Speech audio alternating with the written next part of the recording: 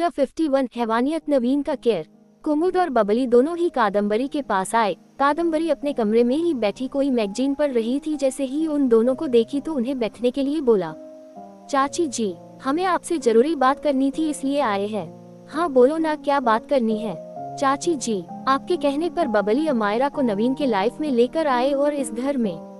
अब आप ही बताएं, उसकी लाइफ बर्बाद क्यों किया जा रहा है? हर दिन उसकी आंखों से आंसू गिरते हैं। नवीन क्यों उसकी लाइफ बर्बाद कर रहा है? आखिर कब तक ये सब चलेगा? अगर उसे अमायरा के साथ नहीं रहना था तो पहले ही बता देता।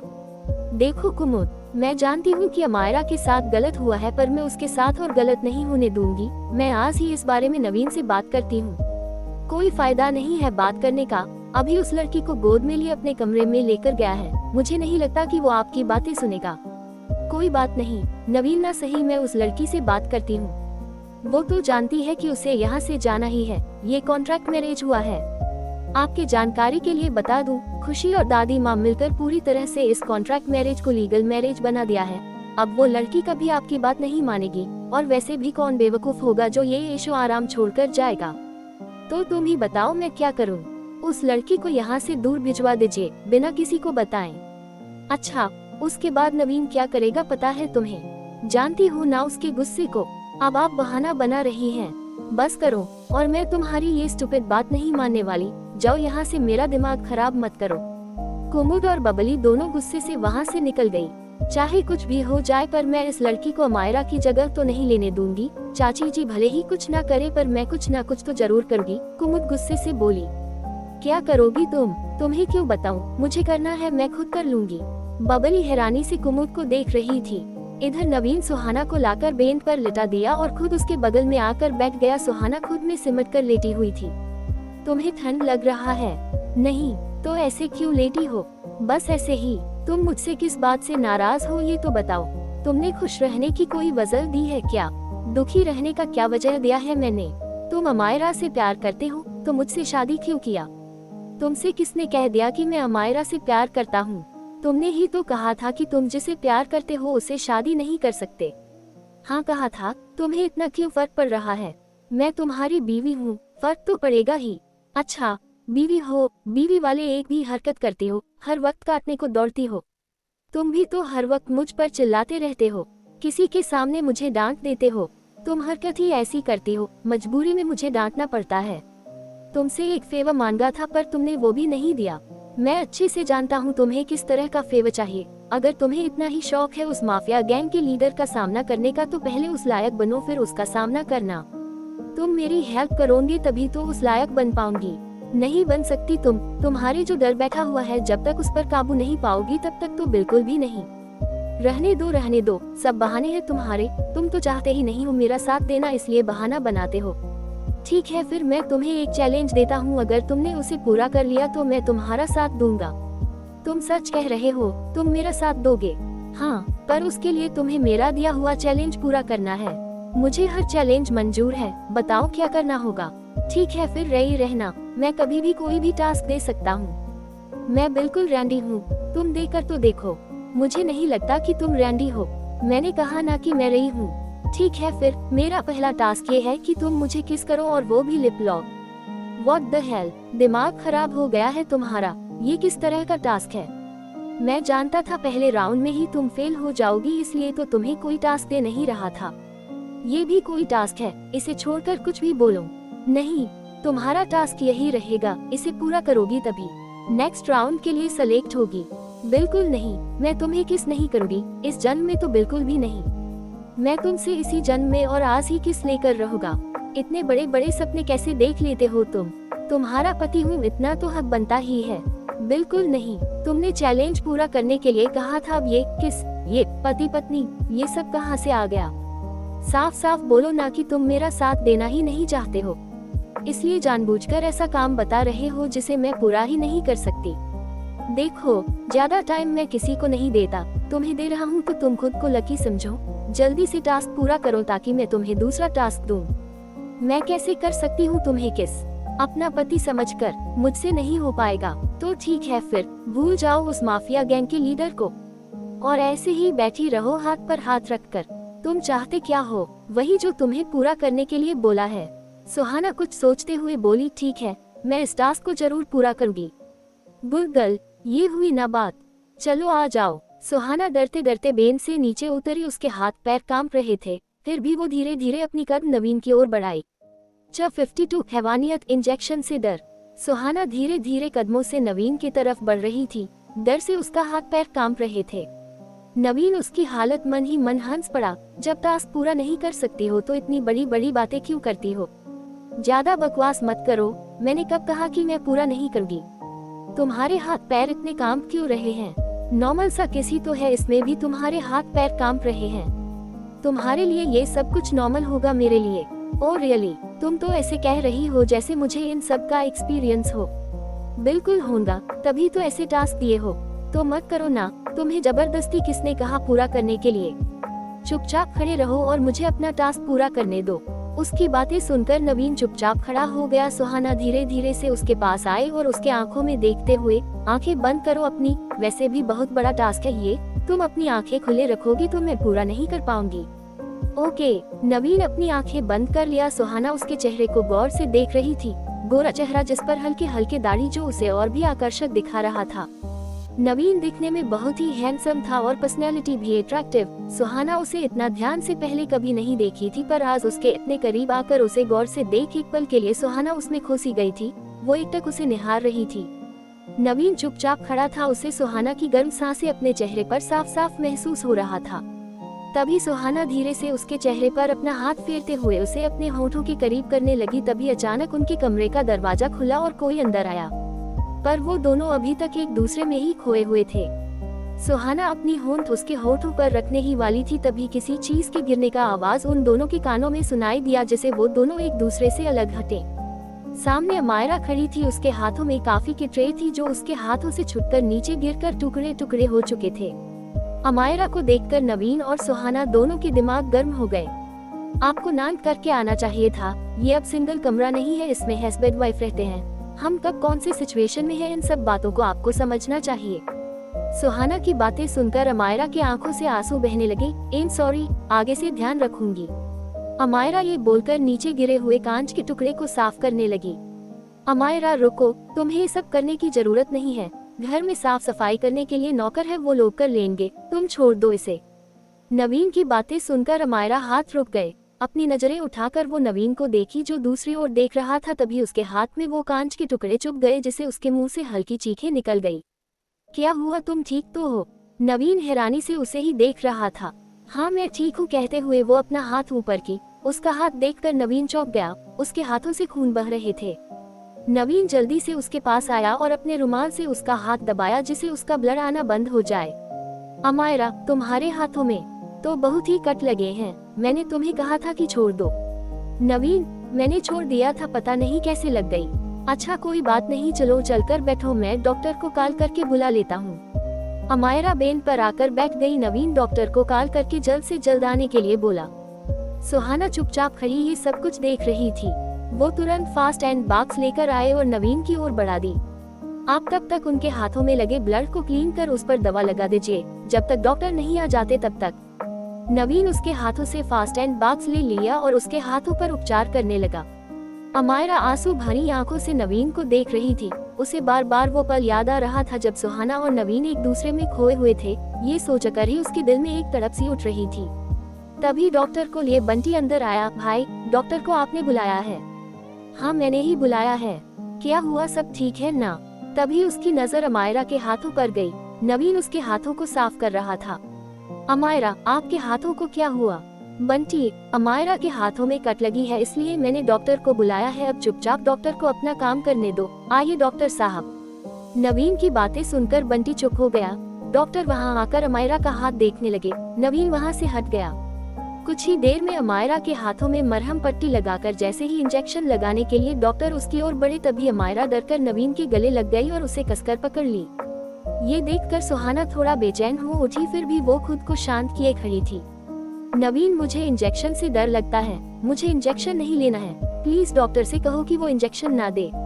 अमायरा रिलैक्स, डरो मत, तुम्हारे हाथों में कट ज्यादा लगे हैं, इसलिए डॉक्टर इंजेक्शन लगा रहे हैं ताकि तुम जल्दी ठीक हो जाओ। डर मत, हम सब यही है, कुछ नहीं होगा तुम्हें। नहीं, भले ही मैं लेट ठीक हो जाऊं पर जल्दी ठीक होने के चक्कर में मुझे इंजेक्शन नहीं लेना है।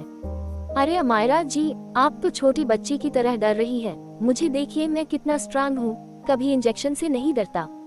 बंटी की बातें सुनकर नवीन मन ही मन हो गए इसके नाटक शुरू। अमायरा, आपको बंटी भैया से कुछ सीख लेनी चाहिए। देखिए वो कितने स्ट्रांग है, इंजेक्शन से बिल्कुल नहीं घबराते। बिल्कुल सही कहा आपने, मैं कभी इंजेक्शन से नहीं डरता। ये बात मेरी प्यारी भाभी को भी पता चल गई, बंटी मुस्कुराते हुए बोला। सुहाना की बातें सुनकर नवीन उसे घूरते हुए, एक काम कीजिए डॉक्टर, अमायरा के बदले आप बंटी को ही इंजेक्शन दे दीजिए। नवीन की बातें सुनकर बंटी के तो होश ही उड़ गए। व्हाट, ये कैसे हो सकता है? भाई ये आप क्या बोल रहे हैं? मुझे इंजेक्शन क्यों? मेरे इंजेक्शन लेने से अमायरा कैसे ठीक हो जाएगी? क्यों? इंजेक्शन लेने से डर लग रहा है? अभी अभी तो शेर बन रहे थे। जब 53 हैवानियत सुहाना का विश्वास। अभी अभी तो शेर बन रहे थे, अब क्या हुआ? इंजेक्शन से डर लग रहा है? नहीं, बिल्कुल नहीं, मैं इंजेक्शन से क्यों डरूंगा? मैं तो अमायरा जी का डर भगा रहा था। अमायरा का डर तभी भागेगा जब तू इंजेक्शन लेगा। तू इंजेक्शन ले फिर अमायरा को भी हिम्मत मिल जाएगी। नवीन और बंटी के बीच हो रही बातें सुनकर सुहाना मन ही मन मुस्कुरा पड़ी। अमायरा भी हंस पड़ी। भाई प्लीज बख्श दो मुझे, मैं डरपोक हूँ, मैं इंजेक्शन से बहुत डरता हूँ। अच्छा खासा मजाक बना दिया था नवीन ने उसका। सबके सब हंस पड़े उस पर। अमायरा का ध्यान भी बंटी पर ही चला गया था, वो भी उसकी बातें सुनकर हंस रही थी। तभी नवीन डॉक्टर को इशारा किया, जिसे समझकर डॉक्टर ने अमायरा के बाजू पर इंजेक्शन लगा दिया और उसे पता भी नहीं चला। बंटी और सुहाना ये देखकर हैरान थे। अमायरा, अब कैसा लग रहा है तुम्हें? अब अच्छा लग रहा है नवीन, पर मैं इंजेक्शन नहीं लगवाऊंगी। ठीक है मत लगवाओ, कौन कह रहा है कि तुम इंजेक्शन लगवाओ? तुम्हारे साथ कोई जोर जबरदस्ती नहीं करेगा। डॉक्टर आप दवा लिख कर दे दीजिए, हम अमायरा को दवा लिखाकर ही ठीक कर लेंगे। डॉक्टर एक पर्ची पर दवा लिखकर नवीन की तरफ बढ़ा दिए। नवीन उस पर्ची को बंटी की ओर बढ़ाया। ये दवा लेकर आओ, और हाँ ये दवा तुम खुद लेकर आओगे, इसे किसी और से मत मंगवाना। बंटी वो पर्ची लेकर डॉक्टर के साथ वहाँ से चला गया। चलो अमायरा, मैं तुम्हें तुम्हारे कमरे में छोड़ देता हूँ ताकि तुम रेस्ट कर लो। मैं भी आप दोनों के साथ चलती हूँ, मुझे भी अमायरा के साथ कुछ देर रहना है। सुहाना असमंजस में बोली। बिल्कुल, अमायरा मुस्कुराते हुए बोली। कितनी अच्छी है मेरी दोस्त अमायरा, मैंने इसके जैसी अच्छी लड़की आज तक नहीं देखा। नवीन की बातें सुनकर अमायरा मुस्कुरा दी। सुहाना अंदर ही अंदर जल भून उठी। तभी नवीन सुहाना को छेड़ते हुए, वैसे अमायरा, ये जलने की बू कहाँ से आ रही है? जलने की बू? मुझे तो नहीं आ रही जलने की बू, तुम्हें कैसे से आ रही है? सुहाना उसकी बातें सुनकर चिढ़ उठी थी। अमायरा चले हम, आपको रेस्ट की जरूरत है। बिल्कुल, अमायरा मुस्कुराते हुए बोली। नवीन उसका हाथ थामते हुए कमरे से बाहर लेकर चला गया, साथ में सुहाना भी थी। जैसे ही वो तीनों हाल में आए तभी कादम्बरी और उनकी जेठानी देवरानी तीनों साथ में उन्हें मिल गए।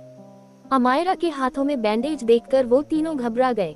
कादम्बरी उसके हाथों को देखते हुए, अमायरा ये सब कैसे हो गया? तुम्हें ये चोट कैसे लगी? कादम्बरी की बातें सुनकर अमायरा नवीन को देखने लगी। नवीन उसे इशारों में हाँ कहा, जिसे समझकर अमायरा बोली, रिलैक्स आंटी जी, अब मैं ठीक हूँ, अब डरने की कोई बात नहीं है। डॉक्टर आए थे, उन्होंने मेरे हाथों को बैंडेज कर दिया है। I am fine. पर ये सब हुआ कैसे ये तो बताओ। मैं नवीन के कमरे में इन दोनों के लिए कॉफी लेकर आई थी, तभी मैंने वहाँ कुछ ऐसा देखा जो मुझे नहीं देखना चाहिए था। ये देखकर मैं अजीब महसूस करने लगी और मेरे हाथों से वो गर्म कॉफी नीचे गिर पड़ा। तभी सुहाना अमायरा के बातों को बीच में ही काटते हुए बोली, एम सॉरी अमायरा, मैंने बिना जाने समझे ही तुम्हें इतना कुछ सुना दिया। शायद मेरे बोलने की वजह से ही तुम्हारे हाथों में ये कट लगे हैं। इन सब के लिए मैं जिम्मेदार हूँ। सुहाना इतना ही बोली थी तभी एक जोरदार थप्पड़ उसके गालों पर पड़ी, जिसे उसका माथा झंझना उठा। वो थप्पड़ कोई और नहीं बल्कि कादम्बरी ने मारा था। सभी हैरानी से कादम्बरी को देख रहे थे। मॉम क्या है ये सब? आपने सुहाना को थप्पड़ क्यों मारा? इसने थप्पड़ खाने वाले काम ही किए हैं। इसके वजह से अमायरा के साथ ये सब हो गया। कादम्बरी की बातें सुनकर नवीन अपना सर पकड़ लिया। एक बार मुझसे तो पूछ लेती, मैं भी वही था। हाँ मैं मानता हूँ कि सुहाना ने उसे डांटा था, पर उसके वजह कुछ और थे। अमायरा बिना नाम किए हमारे कमरे में आ गई, इसलिए उसने अमायरा को बोला ताकि आगे से वो ऐसा ना करे। बस नवीन, तुम तो सफाई दो ही मत, तुमने गलतियाँ करने के अलावा और कुछ सीखा है? अब इसे भी तुम वही सब सिखा रहे हो और खुद के जैसा बदतमीज बना रहे हो ताकि ये भी तुम्हारी ही तरह सारे घर वालों से बदतमीजी करे। मुझे कादम्बरी पर भरोसा है, वो कभी गलत के साथ नहीं देती। बड़ी माँ प्लीज, आप इतनी छोटी सी बात को बड़ा मत बनाइए। मैं खुद अमायरा के लिए बहुत बुरा फील कर रहा हूँ। मुझे उसके हाथों में बैंडेज देखकर अच्छा नहीं लग रहा है। मैं पूरी कोशिश करूँगा कि वो जल्द से जल्द ठीक हो जाए। हाँ आंटी जी, नवीन सही कह रहा है, मेरी ही गलती है, मुझे बिना नाम की उनके कमरे में नहीं जाना चाहिए था। नवीन ने मना भी किया था कि मैं टूटे हुए कांच के टुकड़े ना उठाऊं और इसी वजह से मेरे हाथ में कट लगे। जो भी हो, पर वजह तो ये लड़की ही है। पहले ही इसके वजह से बहुत तमाशा हो चुका है घर में अब, और मैं बर्दाश्त नहीं कर सकती। कादम्बरी गुस्से से बोली। नवीन को कुछ समझ नहीं आ रहा था कि वो क्या बोले, तभी वो अमायरा को वहाँ से चलने के लिए इशारा किया। अच्छा आंटी जी, अब मैं अपने कमरे में जाकर थोड़ी देर रेस्ट कर लेती हूँ, चलो नवीन। अमायरा के कहने पर नवीन फिर से उसका हाथ पकड़ा और वहाँ से जाने को हुआ। सुहाना भी उनके साथ साथ जाने लगी, तभी नंदनी उसे रोकते हुए बोली, तुम कहाँ जा रही हो? मुझे थोड़ी देर अमायरा के पास रहनी है। Oh really? मुझे तो ऐसा लग रहा है जैसे कि तुम्हें अपने पति पर भरोसा ही नहीं है, इसलिए उन दोनों के साथ जा रही हो। तुम्हें ऐसा लग रहा होगा कि तुम्हारे पीठ पीछे कहीं नवीन और अमायरा के बीच कुछ हो ना जाए। नंदनी की बातें सुनकर सुहाना गुस्से से आग बबूला हो उठी। ये क्या बकवास कर रही है आप? मैं भला ऐसा क्यों सोचूंगी? जब तुम्हें विश्वास है तो तुम इन दोनों को अकेले जाने दो, तुम मत जाओ, तुम बाद में चली जाना। चर्चावन हैवानियत। श्रेया अपना होश खो बैठी। नंदनी की बातें सुनकर सुहाना कोई जवाब नहीं दी। क्या हुआ, चुप क्यों हो? विश्वास है तुम्हें अपने पति पर तो यही रुक जाओ। अगर विश्वास नहीं है तब तो इस रिश्ते का भी कोई मतलब नहीं है। नंदनी की बातें सुनकर नवीन गुस्से से बौखला उठा। बकवास बंद कीजिए अपना, आपसे तो ऐसी उम्मीद मुझे बिल्कुल भी नहीं था। आप सबको हो क्या गया है, क्यों ऐसा बिहेव कर रही है? अच्छा, उम्मीद तो हमें भी तुमसे ऐसी नहीं थी जो तुम कर रहे हो। अभी मैं किसी प्रकार का कोई बहस नहीं करना चाहता हूँ। सुहाना चलो मेरे साथ, इन लोगों की बातों पर तुम्हें ध्यान देने की कोई जरूरत नहीं है। नहीं नवीन, मैं इन लोगों की बातों पर ध्यान नहीं दे रही, पर तुम जाओ अमायरा के साथ, मैं अपने कमरे में हूँ। नहीं सुहाना, तुम भी हमारे साथ चलो। छोटी माँ की तरफ से मैं माफी मांगती हूँ तुमसे। सुन लिया तुमने, अमायरा भी चाहती है कि तुम चलो, प्लीज चलो। अमायरा के कहने पर सुहाना उन दोनों के साथ चली गई। नंदनी गुस्से से बड़बड़ाने लगी, अब तो इस घर में हम लोगों की कोई इज्जत ही नहीं है। वो 2 दिन की आए लड़की के सामने नवीन हमसे इस तरह से बात किया। कादम्बरी चुपचाप उसकी बकवास सुन रही थी। तभी सरला बोलना चालू किया। बहुत खूब नंदनी, आज खुद पर पड़ी है तो जुबान कैसे चल रहे हैं? वही जब मेरे साथ ऐसा सलूक होता है तब तो खूब तालियां बजाती हो। नंदनी उसके बातों का कोई जवाब नहीं दी। सिंघनिया हाउस। विराज गुस्से से घर के अंदर दाखिल हुआ। हाल में उसे सबसे पहले दादा और दादी माँ दिखाई दिए। विराज अपने पॉकेट से गन निकालकर उन दोनों की ओर तान दिया। सीढ़ियों से उतर रही श्रेया की नजर जब उस पर पड़ी तो वो चीख पड़ी। विराज रुक जाओ, चिल्लाते हुए वो जल्दी जल्दी सीढ़ियों से उतरने लगी। अब रुकने टाइम नहीं है, मैंने तुमसे पहले ही कहा था, अगर तुमने दोबारा कोई होशियारी की तो उसका अंजाम पूरे सिंघानिया परिवार को भुगतना होगा। बोलते हुए विराज दादा और दादी दोनों पर गोलियां चला दी, जिसे वो दोनों वहीं भी हो गए। ये देखकर श्रेया चीख पड़ी, दादाजी, दादी माँ, ये क्या किया तुमने? मैं तुम्हें जिंदा नहीं छोड़ूंगी। I hate you, I hate you. चिल्लाते हुए वो टेबल से गुलदस्ता उठाए और विराज को मारने के लिए दौड़ी। तभी विराज उसके पैरों में 2 गोलियां मारी, जिसे वो वहीं गिर पड़ी। विराज की आंखों में खून सवार था। श्रेया फर्श पर गिरते ही चीख पड़ी। उसकी चीखें सुनकर उसकी बहन रीचा कमरे से बाहर आई। तभी विराज उसके ऊपर भी गोलियां बरसा दी, जिसे वहीं गिर पड़ी। गोलियों की आवाज सुनकर सभी अपने अपने कमरे से बाहर आए। जो उसके सामने आता सबको वो एक एक कर गोलियों से भून दिया। पूरे परिवार को मौत की नींद सुला दिया। अब बस पीयूष बचा हुआ था, जो पिया की गोद में चिल्ला रहा था। पिया वहीं मरी पड़ी थी। श्रेया ये नजारा देख सहम सी गई थी। तभी विराज पीयूष को गोद में उठा लिया और एक डेविल स्माइल के साथ बोला, मैंने कहा था तुमसे, अगर इस बार तुमने ऐसा कुछ भी किया तो मैं किसी का नहीं सुनूंगा। श्रेया की आंखों से आंसू बह रहे थे। वो लाचार सी फर्श पर पड़ी हुई थी। देखते ही देखते विराज पीयूष पर 3-4 गोलियां दाग दिया। श्रेया चीख पड़ी, पीयूष। तभी उसकी आंखें खुल गईं। वो अभी भी जोर जोर से चीख, पीयूष, पीयूष, तुम ऐसा नहीं कर सकते। पीयूष बच्चा है, तुमने उस पर गोलियां कैसे चला दी? एक बच्चे पर तो जानवरों को भी दया आ जाती है, पर तुम तो जानवरों से भी गए गुजरे हो, कहते हुए रोए जा रही थी। श्रेया की चीखें सुनकर सारे घर वाले उसके कमरे में आए। जैसे ही कमरे की लाइट ऑन हुई तो सामने श्रेया पसीना से लथपथ रोए जा रही थी। पिया दौड़ते हुए उसके पास आए। उसके गोद में उनका बेबी पीयूष भी था। पीयूष की आवाजें सुनकर श्रेया को होश आया। उसने पीयूष को पिया के गोद में देख झट से उसे उठा लिया और अपने सीने से लगा ली। पीयूष, मेरा बच्चा। श्रेया उसे चूमे जा रही थी। पीयूष रो पड़ा। उसे रोता देख पिया उसे पीयूष को ले लिया। तभी गौरव श्रेया के पास आए और उसका पीठ थपथपाते हुए, रिलैक्स बच्चा, देखो तुमने कोई बुरा सपना देख लिया था, अब तुम जग गई हो, सब नॉर्मल है। पीयूष भी ठीक है, बस तुम शांत हो जाओ। अपने पापा की बातें सुनकर श्रेया उनके सीने से लगकर फुट फुट कर रोने लगी। चुप हो जाओ बच्चे, ऐसे नहीं रोते। बुरा सपना तो हर किसी को आता है। सपनों पर अपना कंट्रोल थोड़े ना रहता है, और सपने कभी सच होते हैं क्या? पापा, एक बात बोलूं, आपसे मानेंगे मेरी बात? हाँ बिल्कुल, अगर मानने वाला होगा तो जरूर मानूंगा। पापा, हम सब परिवार यहाँ से कहीं दूर चलते हैं, वहाँ हम सब शांति से रहेंगे। यहाँ क्या रखा है? बार बार हमें मेहरा दी और शिखा की याद हमें तड़पाती है। हमसे और बर्दाश्त नहीं हो रहा है। पूरे घर में उन दोनों की यादें भरा हुआ है। हमें ये यादें हर पल तड़पाती है। बात तो तेरी सही है, पर अपने घर को छोड़कर जाने से यादें खत्म नहीं होती है। यादें हमारे दिलो दिमाग में होती है, घरों में नहीं। अपने दिलो दिमाग से हम उन यादों को नहीं मिटा सकते। हम चाहे किसी भी कोने में भागकर जाएं, पर यादें हमारा पीछा नहीं छोड़ती है। गौरव की बातें सुनकर श्रेया फुट फुट कर रोने लगी। इधर साधना की आंखें भी आंसुओं से भरी हुई थी। वो तो अब तक अपने दोनों बेटियों के जाने से अंदर ही अंदर घुट रही थी। ऐसा एक दिन भी नहीं था जब उसकी आंखों से आंसू ना गिरे हो। ऋचा अपने माँ के आंखों में आए आंसुओं का जिम्मेदार श्रेया को मान रही थी। सभी अपने अपने कमरे में चले गए। पिया वही रुक गई। पीयूष को वही बगल में सुलाकर लेटा दिया और खुद उसके पास आकर बैठ गई। श्रेया, हाँ, ऐसा क्या देख लिया था सपने में जिसे देखकर तुम अपना होश खो बैठी थी?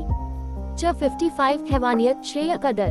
पिया श्रेया के हाथ अपने हाथों में लेते हुए बोली, श्रेया, सपने में ऐसा क्या देख लिया जिसे तुम अपना होश खो बैठी? पिया की बातें सुनकर श्रेया को फिर से सपने में घटी सारी घटनाएं एक एक कर याद आने लगी। वो डर से अपनी आंखें बंद कर ली। पिया उसकी हालत देख हैरान थी। इतना तो उसे भी पता था कि सपने इंसान अक्सर वही चीजें देखता है जो रियल जिंदगी में उसके चल रहे होते हैं। कुछ ऐसी परेशानियां जिसको लेकर इंसान हर टाइम डिप्रेस्ड रहता है, वही सब सोने के बाद सपने में दिखाई देने लगती है। कोई ना कोई बात तो जरूर है जो श्रेया को परेशान कर रही है। वो अपनी बातें, अपनी डर किसी से बता नहीं पा रही है। यही सब चीजें वो सपने में देख रही है।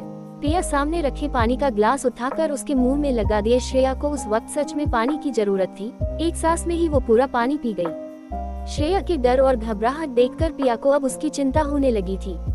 श्रेया, देखो बच्चे, मैं तुम्हारी छोटी माँ जरूर हूँ, पर छोटी माँ होने के साथ साथ तुम्हारी दोस्त भी हूँ। तुमसे उम्र में 8 साल ही बड़ी हूँ, और मैं उन पुराने ख्यालातों की नहीं हूँ कि तुम्हारी बातें सुनकर मैं ओवर रिएक्ट करने लगूं। तो बेझिझक अपनी परेशानियाँ मुझसे बता सकती हो। ऐसी क्या बात है जो तुम्हें अंदर ही अंदर खाई जा रही है? श्रेया अभी भी चुप थी। वो कोई जवाब नहीं दे पा रही थी। देखो बच्चे, परेशानियां बताने से मन हल्का होता है और उन परेशानियों से निकलने का रास्ता भी मिलता है। कहीं ऐसा ना हो कि तुम इन परेशानियों से घुटती रहो और ये परेशानियां तुम्हें बर्बाद कर दे। फिर तुम्हारे पास कोई रास्ता नहीं होगा, क्योंकि तब तक बहुत देर हो चुकी होगी।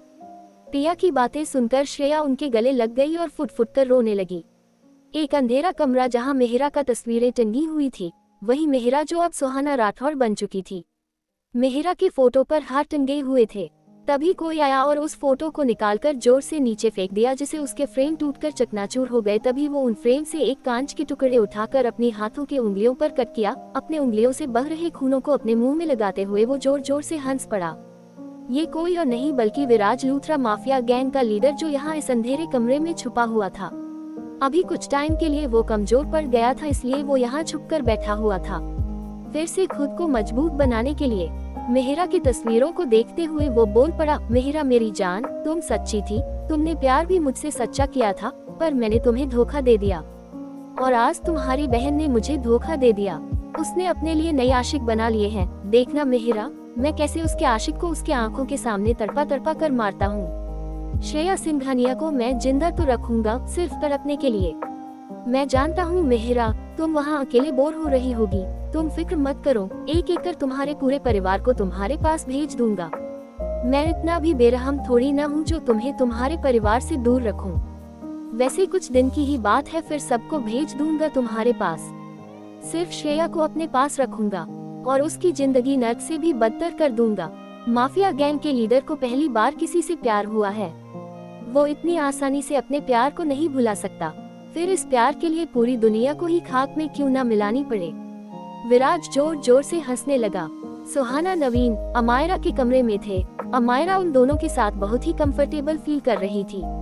बात करते करते वो वहीं सो गई। अमायरा को अच्छे से लिटाकर उसे कंबल उड़ाकर नवीन और सुहाना उसके कमरे से बाहर निकल आए। सच में अमायरा से बातें करके बहुत ही अच्छा लगा मुझे। कितनी अच्छी लड़की है, बातों से उसकी मासूमियत झलकती है। मैंने तो पहले ही कह दिया था कि अमायरा जैसी अच्छी लड़की मैंने आज तक नहीं देखे। एक बात बोलूं? हाँ बोल सकती हो। अमायरा के लिए कोई बेस्ट सा लड़का देखकर उसकी शादी करवा देते हैं। मैं चाहती हूँ कि वो हमेशा खुश रहे, पर अभी ये पॉसिबल नहीं है। वो मुझसे प्यार करती है और अगर तुमने उसे ये बातें बोली तो उसे बहुत हर्ट होगा। वो कुछ कहेंगी तो नहीं, पर अंदर ही अंदर घुटती रहेंगी।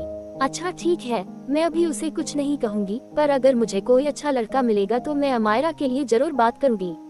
उसे भी प्यार पाने का पूरा हक है।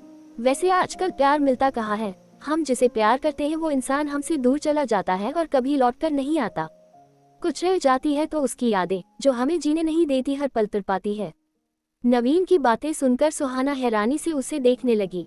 उसके मुंह से प्यार की बातें सुनकर वो बहुत ही हैरान थी।